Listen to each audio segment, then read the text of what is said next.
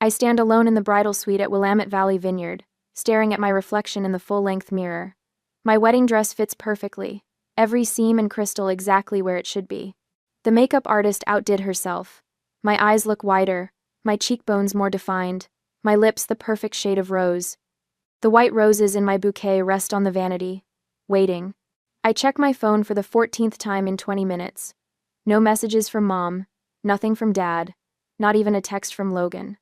A soft knock at the door breaks the silence. Martha, the wedding planner, pokes her head in, her practiced smile barely hiding her concern. "It's time, Caroline. Are you ready?" My eyes drift to the window overlooking the ceremony space. 90 guests are seated in neat white chairs. The string quartet plays softly. Probablys and pottities halved. And in the front row, 3 empty seats stare back at me like accusations. They're not coming, are they?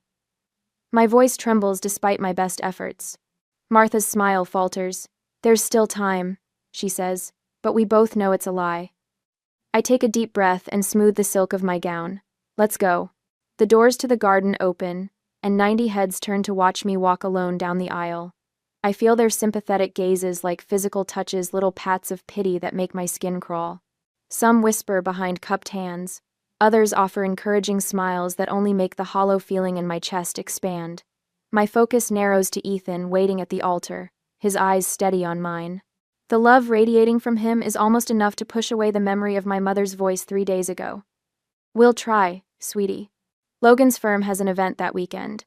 Mom's dismissive tone had cut through the phone like she was declining a casual lunch invitation, not her only daughter's wedding. "I can pay for the flights," I'd offered, desperation clawing at my throat. "The hotel, anything. Please, Mom." In the background, Dad's voice had drifted through. "Tell her we're busy." Now, placing one foot in front of the other, I force myself to breathe. In, out. One step, another step. I will not cry. I will not give them the satisfaction, even in their absence. When I reach Ethan, he takes my hands in his. His fingers are warm, solid, real. "I'm here," he whispers, too low for anyone else to hear. "We're enough." For a moment, I'm 8 years old again, standing in our living room while Mom and Dad fuss over Logan's debate trophy.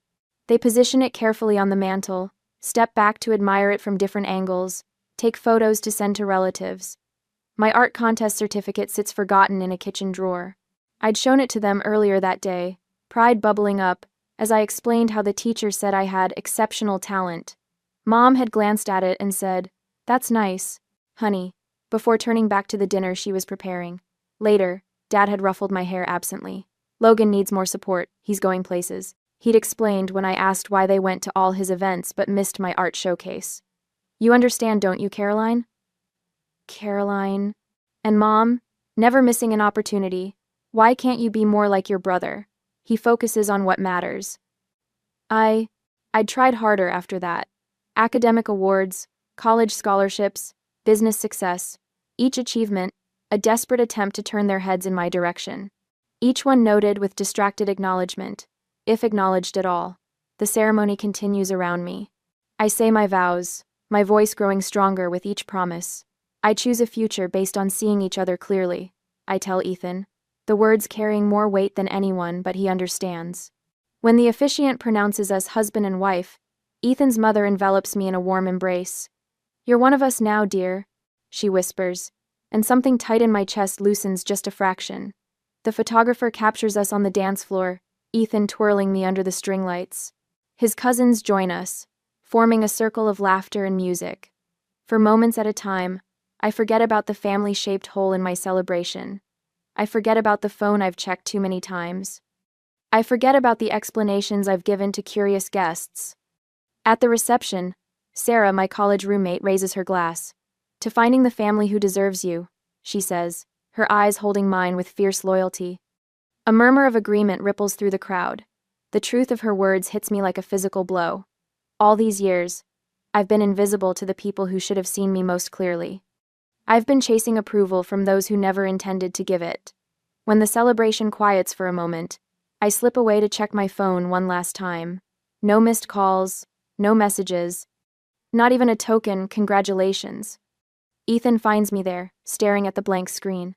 "They missed something beautiful today," he says, wrapping an arm around my waist. I look up at him, at the man who has never once made me feel like I needed to earn his attention. I think of his family, who welcomed me without reservation. I think of friends who traveled across the country to stand beside me. I set the phone down. Their choice, I say, feeling lighter than I have in years, not my burden. And for the first time, I almost believe it. 2 years later, I leaned back in my ergonomic chair, staring at the notification on my computer screen. Acquisition of Crescent Motion Studio, finalized at $21 million. 2 years of negotiation, 5 years of building from scratch, and now validation in the form of 8 figures. My office door bursts open as my team floods in with bottles of champagne and plastic flutes. To Caroline. Jen, my creative director, raises her glass. The woman who built something from nothing while certain people weren't looking. I smile, clinking glasses with the 12 people who actually showed up for me, unlike my family. We're celebrating when my phone buzzes. A notification from Instagram Logan posting about his twins' private school fundraiser. I shouldn't look. I do anyway. There they are. Mom and Dad flanking Logan and his wife Hannah, their identical daughters in matching plaid uniforms. The caption reads, "Family tradition continues. 3rd generation at Westridge Academy." Dad's arm is draped around Logan's shoulder, Mom beaming at her granddaughters. I swipe through more photos. Logan's family vacation to Hawaii last month, the holiday gathering I wasn't invited to, Dad's retirement party. In each one, they look like the perfect American family minus one daughter. What's more telling than the photos is what they represent. The vacation rental in Maui costs at least $5,000 per week. Westridge Academy runs $30,000 per year per child. Logan's house in the background of several shots sits in a neighborhood where nothing sells for under $2 million. All funded by my parents' retirement savings and family investments, according to the gossip from distant cousins who occasionally remember I exist. Caroline? Jen touches my arm. We lost you for a minute. I lock my phone screen. Just checking messages. Where were we? The celebration continues around me, but I'm mentally calculating. Logan's law firm is moderately successful, but nowhere near the level that would support his lifestyle. My parents have been quietly propping him up for years, depleting their retirement to maintain his image. Meanwhile, my $21 million acquisition doesn't warrant so much as a text message. After the team leaves, I scroll through my parents' social media. Hundreds of posts about Logan's accomplishments, the twins' milestones, family gatherings. My existence is limited to a single birthday wish last year, a generic, "Happy birthday, Caroline," without even a photo. I close my laptop and make a decision. The next morning, I call my financial advisor. The Porsche Taycan metallic gray. I want to complete the purchase today. 3 hours later, I'm signing paperwork for a $135,000 car. It's extravagant, unnecessary, and exactly what I want. Not because I need my family's approval, but because I never needed their money. Back home, I take a single photo of the car in my driveway, the afternoon sun gleaming off its metallic finish. I post it to Instagram with a simple caption, "Dreams realized." For 3 days, nothing. Then on Wednesday afternoon, my phone lights up with a name I haven't seen in 5 years, Mom calling. My stomach tightens as I answer. "Hello?" Caroline. Mom's voice carries that particular blend of authority and urgency she reserves for family crises. "We need to talk. Family meeting tomorrow." "Family meeting?" I repeat, hearing the disbelief in my voice. "After 5 years of silence, you're calling about a family meeting?" "This is important." She pauses, and I hear Dad's voice in the background. "Tell her it's important," he says, as though I can't hear him. "What's important?" I ask. My wedding wasn't important. My business wasn't important. What exactly matters now? Mom's voice tightens. "It's complicated. Financial issues. We need to discuss it as a family." Of course. They saw the car. They know about the acquisition. Now suddenly, I'm family again. "Tomorrow at 2, I say before hanging up. The next morning, I slide into my new Porsche, the leather seat cool against my back. The drive to my childhood home takes 40 minutes, time enough to remember birthdays celebrated without me, achievements unacknowledged, holidays spent alone while they gathered without me. I park in the circular driveway, my metallic gray Porsche looking starkly modern against their traditional colonial. For a moment, I sit there, hands gripping the steering wheel. The last time I stood on that porch was 6 years ago. when I'd announced my engagement to Ethan. Mom had nodded politely while Dad checked his watch repeatedly, clearly waiting for me to leave. They've never needed me before. Why now? My phone buzzes with a text from Ethan. Remember who you are. Call me if you need extraction. I smile despite myself. Another notification appears, an email from Naomi Blake, the investor who believed in Crescent Motion when no one else would. Your worth isn't measured by those who couldn't see it. A final alert. My assistant confirming tomorrow's meetings. Don't let them take too much time. You have the production review at 4. Come on her. I take a deep breath, remembering my therapist's words from last week's session. Boundaries aren't punishments, they're protection. I straighten my shoulders and step out of the car. Before I can knock, the front door swings open. Mom and Dad stand there, their expressions shifting from annoyance to shock as they take in the Porsche behind me. You've done well for yourself, Dad says. Not hello. Not, I've missed you. Just an assessment of my financial worth. Yes, I reply simply. No hugs, no warmth. They lead me to the dining room table where Logan and Hannah already sit, their faces a study in calculated concern. Caroline. Logan nods, as though we spoke last week instead of 5 years ago. Let's get straight to business, Dad says, pulling out financial folders. I remain standing, my purse strapped tight in my grip, the only outward sign of the turmoil beneath my calm exterior. No. First, I'd like to know why I'm suddenly important enough to include in family discussions after being excluded from everything else for years. Mom and Dad exchange glances. Logan shifts uncomfortably. We can discuss that later, Mom says, her voice slipping into the dismissive tone I know too well. We have more pressing matters now. I'm not in a rush, I reply, still standing. And I'm not interested in being convenient family only when you need something. For the first time in my adult life, I see uncertainty flicker across my father's face. In this moment, I understand they need me now. And for once, I have the power to decide what happens next. The dining room of my childhood home feels smaller than I remember. Richard sits at the head of the table, hands folded like he's presiding over a board meeting rather than a family crisis.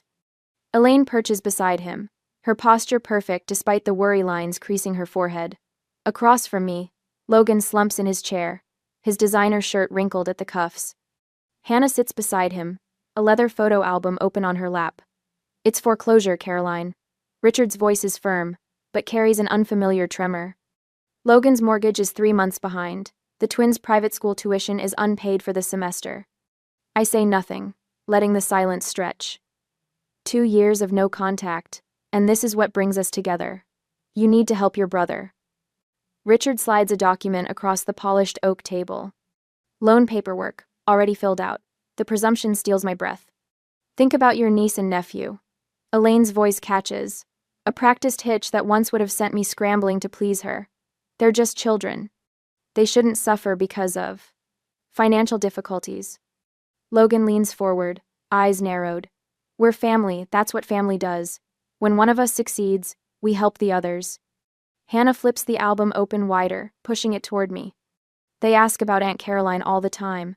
She points to photos of children I barely recognize, their faces shining at a birthday party I wasn't invited to attend. Maddie wants to know why you never visit. Richard clears his throat. We've done everything we could. Our retirement fund is. He trails off, exchanging a look with Elaine. We've been supporting them as best we can. The implication hangs in the air between us. My success means I owe them. My independence is selfish in the face of family need. I close the photo album and slide it back across the table. Where were you at my wedding? The question falls from my lips with surprising calm. Logan blinks. What? My wedding. 2 years ago. Where were you? Elaine's hand flutters to her throat. We were busy. Logan had that event with his firm. It wasn't convenient, Richard adds, as if commenting on a missed dinner party. I nod slowly, feeling something crystallize inside me. And yet here you are now, because you saw the Porsche on Instagram. You only contacted me because you saw the car. Logan's face flushes. That's not fair. Isn't it? I sit straighter, feeling the power of my financial independence in my spine. Where there once was anxious curve, there's steel. I built everything alone, every scholarship, every client, every late night. Where were any of you? Richard's eyes narrow. What's that got to do with the current situation? Everything. I fold my hands on the table, mirroring his posture. I'm listening. Tell me why I should write a check today. Logan slams his hand on the table. You always had to prove something. Always showing off how smart you were, how creative, how special. Some of us were just trying to live normal lives. Richard's hand settles on Logan's shoulder. Your brother had more potential. We had to nurture that. You were always so independent. We're still your parents, Elaine whispers, tears gathering in her eyes. Despite everything, you were parents in title only.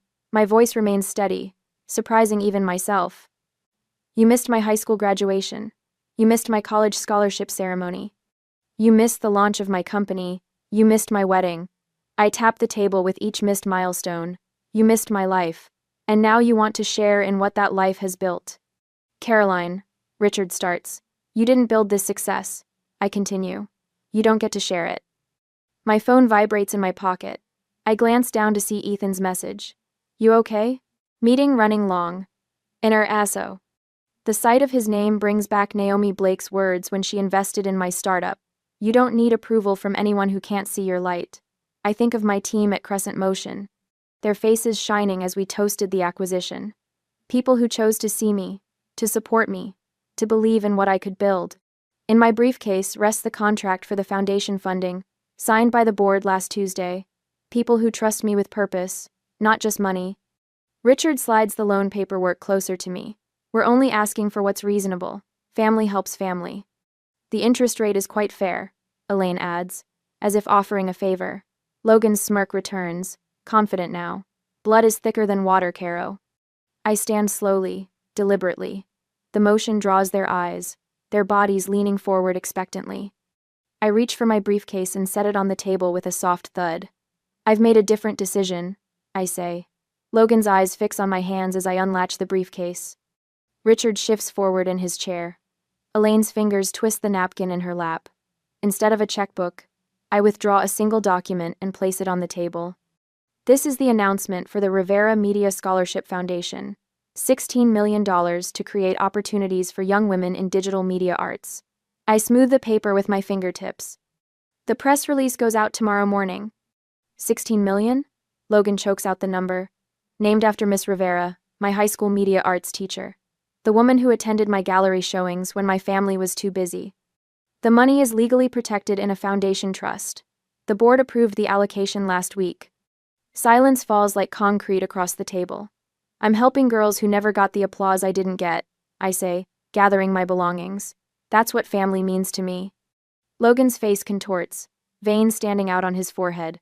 You're wasting it on strangers. On nobody girls who deserve better than what I got. I snap my briefcase closed. Girls who need someone to see them, to invest in them. My parents sit stunned, staring at the paper that represents millions they'll never touch. I pick up my phone, turning the screen toward them.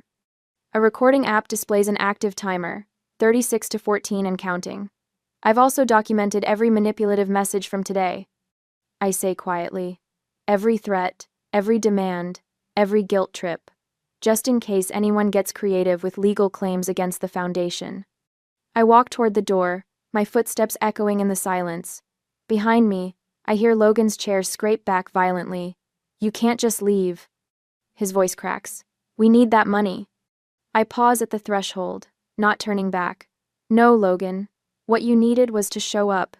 At my graduation, at my company launch, at my wedding. I place my hand on the doorknob. But that opportunity has passed. The door closes behind me with a soft click that sounds like freedom. The Porsche purrs beneath me as I drive away from my childhood home, my knuckles no longer white on the steering wheel. The further I get, the steadier my hands become. I press the call button on my dashboard. It's done, I tell Ethan when he answers. They showed exactly who they are. 3. How bad was it? His voice fills the car, concern wrapped around each word. Exactly what we expected.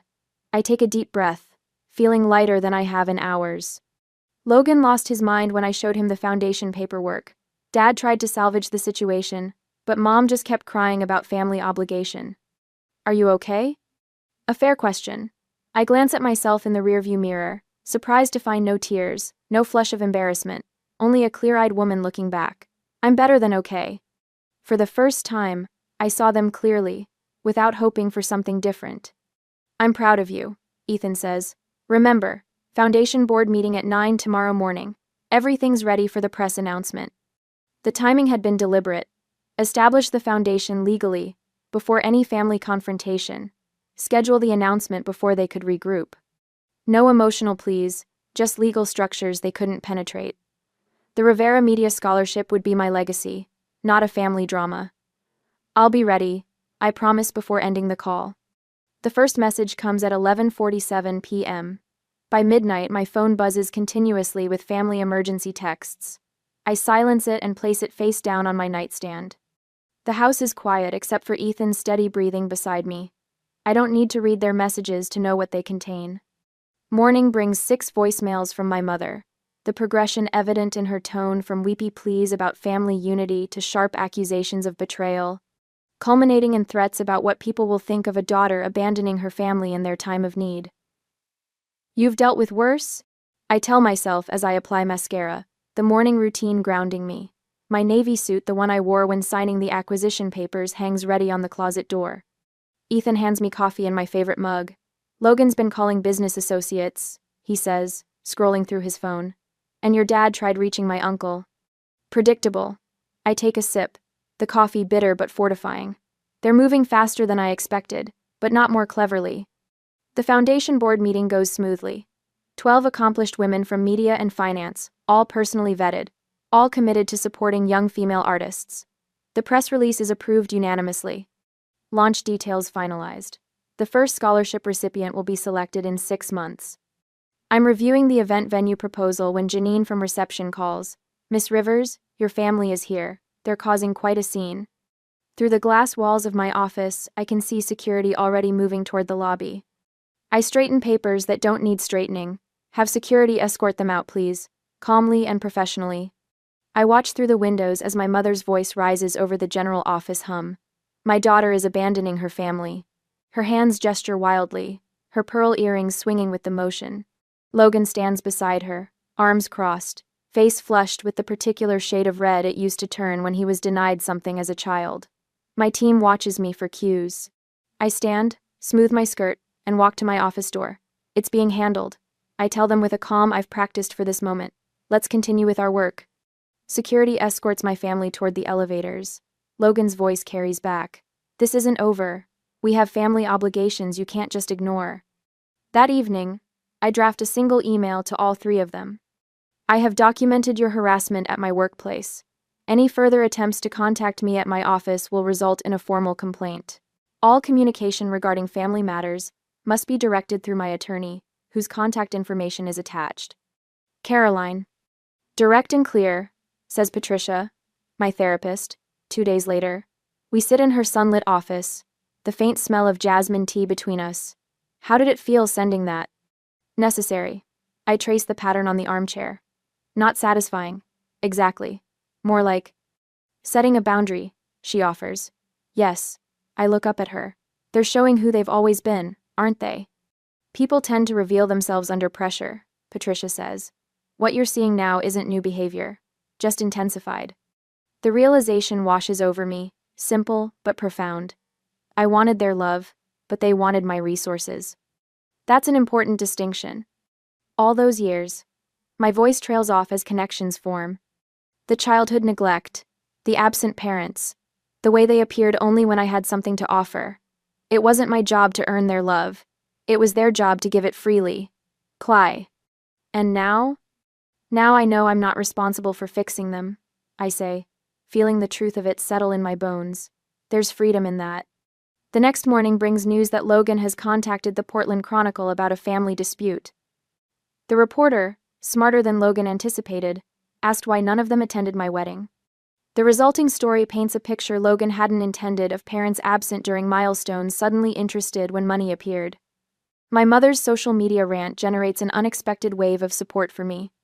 Former classmates, business associates, even distant relatives reach out with messages of solidarity. We always wondered why they never talked about your success, writes a cousin I haven't seen in years. Richard's attempts to contact my investors fizzle when they refuse to discuss a personal matter. The community rallies around the Scholarship Foundation instead, with applications already pouring in months before the official launch. The Portland Business Journal requests an interview about the foundation. I agree. Setting clear parameters, we'll discuss the scholarship's purpose and impact, not family matters. The reporter, Delia Warren, meets me at the foundation's temporary office space. This is an impressive initiative, she says, reviewing the prospectus. $16 million is substantial seed funding. What inspired such generosity? I consider my words carefully. I had a teacher who saw potential in me when others didn't. Miss Rivera changed my life by simply paying attention. I want to create that opportunity for young women who might otherwise be overlooked. You've built an impressive career, Delia notes. Crescent Motion's acquisition was one of the biggest tech stories last year. Is your family proud? The question hangs between us. I could dodge it, redirect to safer territory. Instead, I meet her eyes directly. My success was built without family support. They weren't at my wedding, my graduation, or when I sold my company. Delia's pen pauses. That provides interesting context for the foundation's mission. Later that week, the article appears with the headline, "Self-Made Success Creates Legacy of Support." The contrast between my generosity and my family's entitlement becomes public narrative. When news of Logan's house foreclosure breaks days later, the community connects the dots without my saying a word. Ethan handles increased security protocols at our home. My business team manages communication strategy, filtering messages and prioritizing foundation work. Naomi Blake, my first investor and mentor, releases a statement supporting my commitment to lifting others rather than enabling dependency. My college friends form a protective circle, filling our calendar with dinners and events that leave no room for dwelling on family drama. Patricia provides anchoring during weekly sessions. The United Front becomes its own kind of family chosen, intentional, supportive. 2 weeks after the confrontation, I received the Business Leadership Award from the Women in Media Alliance. Standing at the podium, looking out at faces that genuinely celebrate my success, I realize the tables have completely turned. My parents' retirement plans are now delayed indefinitely. Hannah's social position in her precious country club circles has eroded with their financial collapse. Logan's twins will transfer to public school next semester. Meanwhile, the foundation thrives, generating positive coverage that spreads beyond Portland. The story resonates not because I sought revenge, but because I chose to transform pain into purpose. The scholarship committee has selected 3 finalists for the first award. Janine tells me, placing the portfolios on my desk, they'd like your input by Friday. I open the first file and begin reviewing the work of a young woman whose teacher noticed her talent when no one else did. The circle completes itself, healing through action rather than looking backward. Family defined by what it does, not what it claims to be. For the first time in my life, I feel truly seen. In weeks to follow, I deleted the 4th voicemail from Aunt Meredith without listening past her plea of, "Everyone misses you, Caroline." The Thanksgiving invitation sits in my email inbox. Its subject line, "Family needs to be together," a transparent attempt at manipulation. My phone chimes with a text from my cousin Drew. "I don't understand this rift between you and Uncle Richard. Can't you just talk to them?" Of course he doesn't understand. He wasn't at my empty wedding. He didn't witness 20 years of invisibility. A letter arrived yesterday from Mom, the elegant handwriting unmistakably hers. "We always believed in you," she wrote, as if rewriting our entire history. The envelope sits half-burned in my fireplace, its edges curled and blackened like the lies it contains. "Dad called my office directly last week. We need to clear the air," he said, his voice lacking any acknowledgement of what they'd done. My assistant, following strict instructions, told him I was unavailable, permanently. The final straw comes when Logan sends the twins to my office with handmade cards. "We miss Aunt Caroline," written in childish handwriting I know isn't theirs. The manipulation is so transparent it makes my stomach turn. They're using every emotional lever they can find. Ethan observes that evening, examining the cards on our kitchen counter. They're desperate. I flip through the week's collection of attempts, but they still haven't actually apologized. The family attorney calls next, his voice professionally neutral. "There are moral obligations to consider, Caroline. Family ties carry certain responsibilities." The implication is clear. I'm the villain in their story. the heartless daughter who abandoned her struggling family. Pastor Wilson from the church I stopped attending years ago leaves a voicemail. Your parents are deeply concerned. Perhaps we could meet to discuss reconciliation? Two childhood friends, neither of whom I've spoken to in a decade, suddenly reach out. Your parents seem so heartbroken, says one. The holidays are for forgiveness, says the other. When Logan's wife Hannah emails photos of the twins in Halloween costumes, the children ask about you constantly, I nearly throw my phone across the room. They're framing this entire situation as my responsibility, I tell my therapist during our weekly session. My forgiveness, my duty, my failure to be the bigger person. And how does that make you feel? She asks, her eyes steady on mine. Angry, I admit, but also, validated? They wouldn't fight this hard if they weren't afraid of losing control. The foundation selection meeting provides an unexpected challenge. The committee recommends a scholarship for Maya Harrison, a 17-year-old filmmaker whose application video shows remarkable talent and painful familiarity. She reminds me of myself. I tell Ethan that night, quiet, determined, overlooked. I watch her interview video again. Maya's eyes hold the same wariness I see in my own wedding photos. She talks about finding her voice through filmmaking when her family couldn't hear her. What if I'm wrong to cut them off completely? The question slips out before I can stop it. Ethan sits beside me on the couch. What brought this on? Maya, if I'm telling these girls to find their strength, am I modeling that by running away from my family? Is setting boundaries running away? Ethan asks. I consider this. No, boundaries aren't abandonment. What would you tell Maya if her family treated her like yours treated you? The answer comes easily. I'd tell her she deserves people who see her worth. The Thursday before Thanksgiving, I host dinner at our home. The dining room table extends to accommodate everyone. Ethan beside me, Naomi across from us, my business team scattered between. Maya sits at the opposite end, her scholarship certificate framed on the sideboard behind her. Our home glows with warmth my parents' house never had. Candles flicker in silver holders, laughter rings against the ceiling. No one here needs to prove their worth to be seen. I raise my glass. To those who see us as we are. The toast echoes around the table. My phone stays off, notifications silenced. The meal unfolds in perfect rhythm, conversations flowing without the undercurrent of judgment I grew up with. Over dessert, I announce the Foundation's new mentorship program. I'll be personally involved with each recipient, I explain. We're creating connections that matter. Maya's eyes widen. You'll be mentoring us yourself? Every step of the way. I smile at her. This foundation isn't just about money. It's about building something meaningful together. Naomi nods approvingly. You've created structures that can't be interfered with. The foundation's independence is legally secured. I confirm. Its success will be measured by impact, not approval. Later, as we clear plates, Ethan turns on the local news. Right on schedule, the feature about the foundation airs strategically timed to coincide with my family's traditional dinner hour. On screen, I speak with confidence I've earned. We build family through action, not obligation. The report transitions to financial analysis, contrasting the foundation's transparent governance with examples of mismanagement, including a not-so-subtle reference to Logan's business failures. Maya watches, transfixed. They're actually comparing your brother's company to the foundation? Facts speak for themselves. I stack dessert plates with steady hands. The community has validated what my family refused to see. The following morning, my parents request a meeting at a coffee shop downtown. I arrive in the Porsche, the car that triggered their sudden interest after years of silence. Dad looks older than I remember, defeat etched into lines around his mouth. We should have been there, he admits, staring at his untouched coffee. At the wedding? I ask, though I know that's not all he means.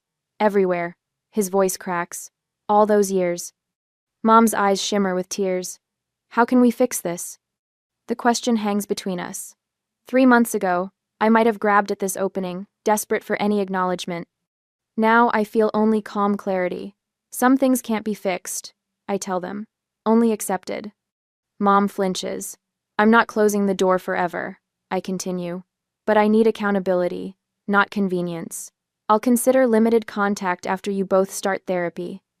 That's unnecessary, Dad begins, the old dismissiveness rising. It's non-negotiable. I sip my tea, the warmth spreading through my chest like certainty.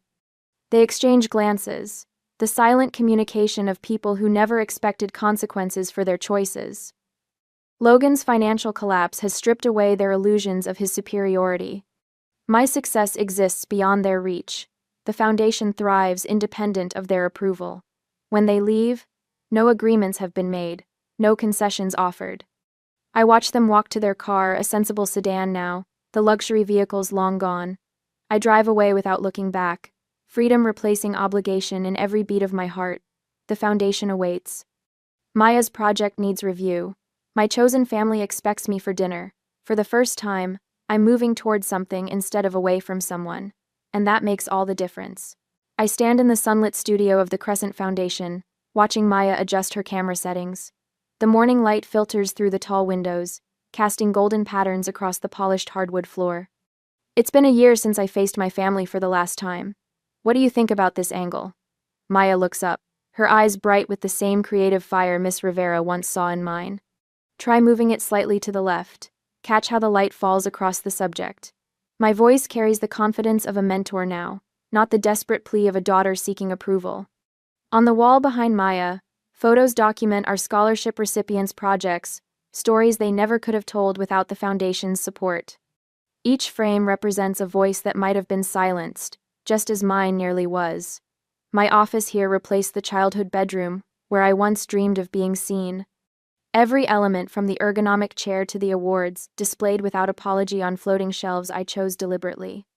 Nothing inherited, nothing tainted by obligation or guilt. I've finished the final cut of my documentary, Maya says, straightening up. Would you watch it with me? We move to the editing bay where her project plays on the high-definition monitor.